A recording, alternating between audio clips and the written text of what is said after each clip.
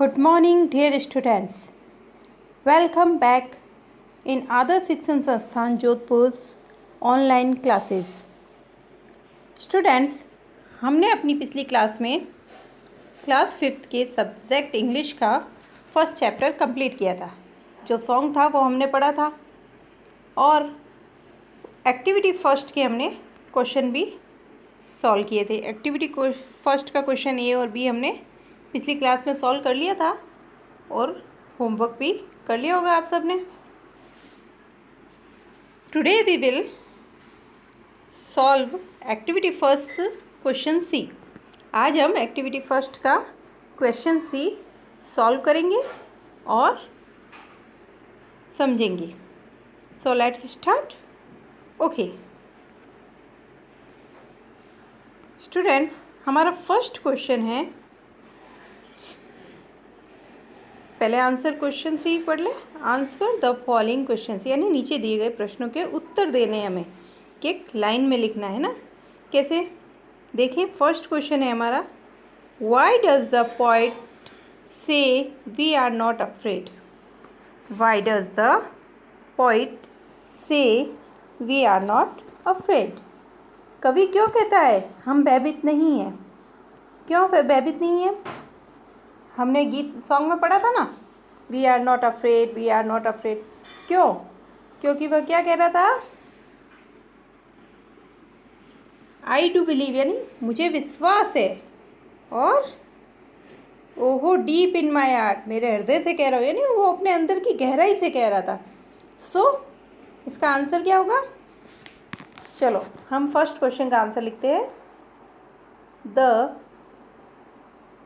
Poet says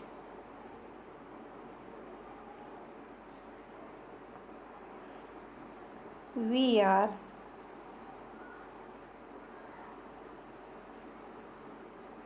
not afraid, sorry, F-A-R-E, afraid, because हम direct answer यहाँ से भी लिख सकते हैं, बिकॉज से याद करने में भी आसानी होती है। बिकॉज यानी क्योंकि, because he strongly feel, STRONGLY, strongly feels it, यानी वह बहुत ही अंदर ही मजबूती से गहराई से क्या करता है, महसूस करता है। ये बात वो महसूस करता है, इसलिए वो अब डरता नहीं है। कवि के इस लाइन का कहने का अर्थ यही था। ओके स्टूडेंट्स, नेक्स्ट है हमारा सेकंड क्वेश्चन। सेकंड क्वेश्चन है, which line in the song tells you that the poet is not living peacefully at present. गीत की कौन सी पंक्ति आपको बताती है कि वर्तमान में कवि शांति से नहीं रह रहा है। अब उस किस पंक्ति से हमें पता चल रहा है? हमने गीत गाया था ना भाई, हम जरूर एक दिन क्या रहेंगे, शांत वातावरण में रहेंगे, यानी हमारे और होगी शांति चारों ओर, होगी शांति चारों ओर। हमने कहा था ना, हम एक दिन शांति से रहेंगे, एक दिन शांति से रहेंगे। वो कौन सी पंक्ति थी? Yes, we shall live in peace. तो वो लाइन कौन सी थी? सेकंड क्वेश्चन का आंसर लिखते हैं हम, द लाइन, कौन सी लाइन थी? वी शैल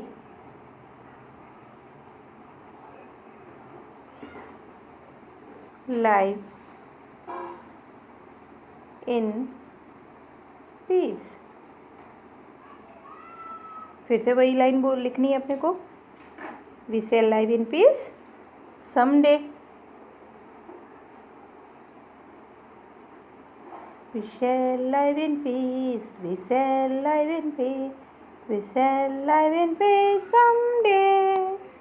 बोला था ना उसने, कवि ने ये पंक्ति में, ये सॉन्ग में ये पंक्ति आई भी हमारे गीत में, है ना। we shall live in peace यानी हम एक दिन शांति से रहेंगे।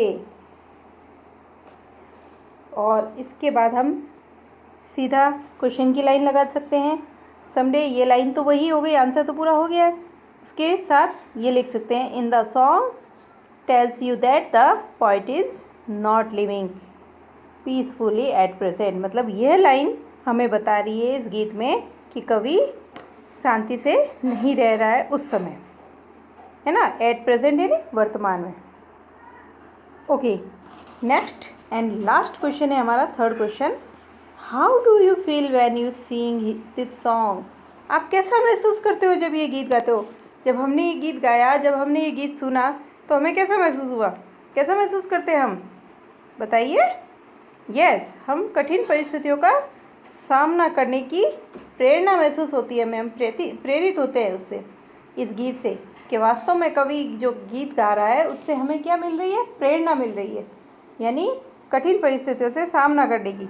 जैसे अभी हम कोविड जैसी कठिन परिस्थितियों से गुजर रहे हैं, कोविड जैसी बीमारी से, लॉकडाउन हो गया, हम घरों में बंद है, कोई काम पर नहीं जा पा रहा है ना, ऐसी प्रॉब्लम्स आ रही है, स्कूल नहीं जा पा रहे हैं बच्चे, फिर भी हम क्या कर रहे हैं, इन कठिनाइयों का सामना कर रहे हैं। तो इस तरह के जो सॉन्ग होते हैं, गीत होते हैं, उनसे हमें कठिनाइयों का सामना करने की प्रेरणा मिलती है।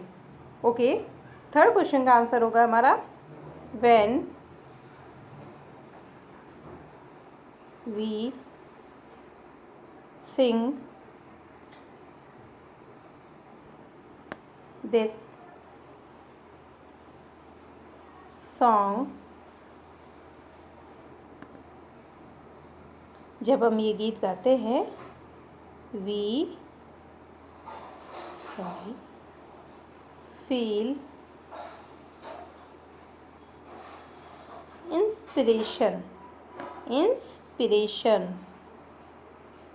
इंस्पिरेशन यानी प्रेरित होते हैं हम, प्रेरणा मिलती है हमें।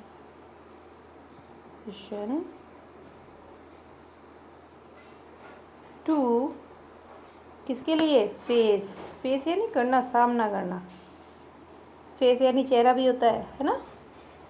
तो द सिचुएशन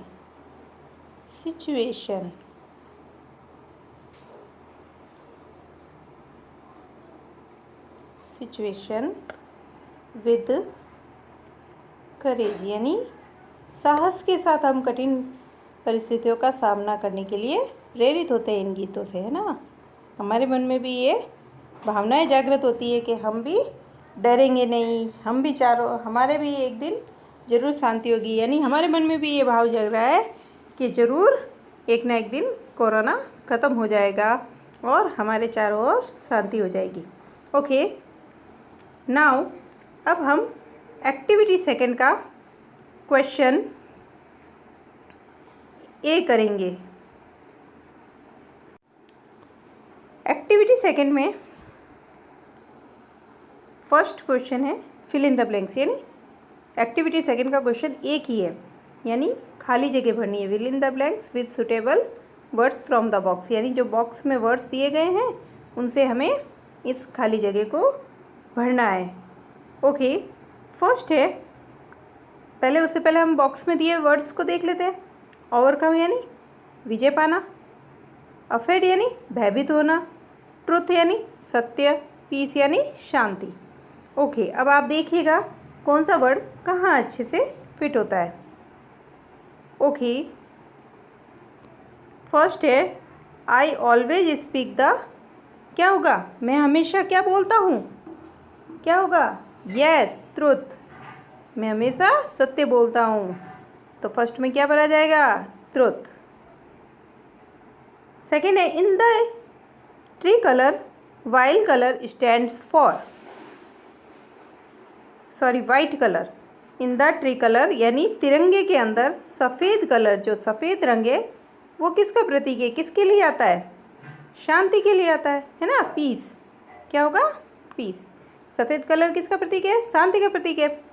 ओके, थर्ड है हमारा अ थीफ इज़ ऑलवेज, एक चोर हमेशा ऑफ द पुलिस, पुलिस से क्या होता है उसे, पुलिस का क्या होता है उसे, यस, डर होता है, भय होता है उसको पुलिस का, है ना। चोर हमेशा पुलिस से डरता है। ओके, नेक्स्ट एंड लास्ट है with confidence we can over fears, confidence यानी हम अपने आत्मविश्वास के साथ, है ना, अपने विश्वास के साथ क्या कर सकते हैं, अपने डर पर क्या कर सकते हैं, ओवरकम यानी विजय पाना, जीत सकते हैं हम, अपने डर पर विजय पा सकते हैं। ओके स्टूडेंट्स, नेक्स्ट है हमारा एक्टिविटी 3 जो कि बहुत ही इजी है आपके लिए। इसमें बताया है stand in a circle holding your hands together and Singh this song allowed, यानी जोर से इस गीत को गाना है अपने भाई बहनों के साथ, अपने फ्रेंड्स के साथ। हाथों में हाथ डाल के एक गोल चक्रा बनाना है। देखिए यहाँ पे छोटे छोटे बच्चे कैसे गोला बना के मुंह ऊपर करके गा रहे हैं ना, वैसे ही आप भी इस गीत को गा सकते हैं, दोहरा सकते हैं। कैसे, we shall overcome someday, oh deep in my heart I do believe we shall overcome someday। इसी प्रकार से इस सॉन्ग को पूरा ही गाना है आपको। ओके, ये आपको अपने घर पे खुद करना है। नेक्स्ट है हमारी एक्टिविटी 4 जिसमें क्या बताया गया है, देखते हैं। This poem which is in the form of a song inspires us to face tough situation with courage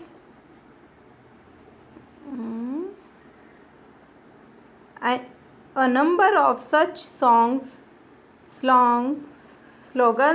and poems were written to inspire our freedom fighters when they were fighting for the freedom of our motherland from the British rule. Make a list of any 10 such songs for slogans. For example, Vande Mataram. अब कवि इसमें कह रहा है, हमें इसमें activity 4 में question दिया गया है कि ये कविता जो है एक गीत के रूप में है ना, फॉर्म ऑफ अ सॉन्ग, गीत के रूप में। इंस्पायर्स अस टू फेस, यानी ये हमें क्या करती है, कठिन परिस्थितियों का साहस से सामना करने के लिए प्रेरित करती है, यानी हम साहस के साथ कर सकते हैं, विद करेज यानी साहस के साथ। हमारे स्वतंत्रता सेनानियों को प्रेरित करने के लिए इस प्रकार के अनेक गीत, नारे और कविताएं लिखी गई है। ये हमने सुने हैं, वंदे मातरम गीत सुना है और कई तरह की ये मेरे वतन के लोगों ऐसे गीत, कुछ कविताएं भी है, काफ़ी देशभक्ति वाली, नारे भी हैं, तुम मुझे खून दो मैं तुम्हें आज़ादी दूंगा, इस टाइप के है ना। तो ये सारे कई लिखे गए हैं जब वे ब्रिटिश शासन से हमारी मातृभूमि की आज़ादी के लिए लड़ रहे थे। इसी प्रकार के 10 गाने या नारों की तालिका बनानी है। स्लोगन्स यानी नारे, सॉन्ग्स यानी गीत। तो आपको क्या करना है, इसमें आप इसमें स्लोगन्स बना सकते हैं, नारे बना सकते हैं, क्योंकि नारे सबको लगभग ज़्यादा आते हैं, है ना। जय हिंद, जैसे इसमें दिया वंदे मातरम, फर्स्ट हो गया हमारा वंदे मातरम। आप बना सकते हैं जय हिंद, स्वराज मेरा जन्मसिद्ध अधिकार है और मैं इसे लेकर रहूँगा। ये सारे क्या करने हैं आपको, इंग्लिश में करने हैं, इंग्लिश में लिखना है। जय जवान जय किसान, सत्यमेव जयते, इंकलाब जिंदाबाद, सरफरोशी की तमन्ना अब हमारे दिल में है। और कौन सा है, आराम हराम है ना। हम बोलते हैं ना, कभी कभी घर में ही बोलते हैं, आराम हराम है। तुम मुझे खून दो मैं तुम्हें आज़ादी दूंगा, दुश्मन की गोलियों का हम सामना करेंगे, आज़ाद ही रहे हैं और आज़ाद ही रहेंगे। इस टाइप के नारे, ये मैंने 10 आपको बताए हैं ओरल। आप इसे रिटर्न करके एक चार्ट तैयार कर सकते हैं, है ना। उस चार्ट पे ये सारे स्लोगन्स लिख सकते हैं। Okay, thank you for listening and watching me students. यदि आई होप आपको ये वीडियो अच्छे से समझ में आ गया होगा। Thank you so much.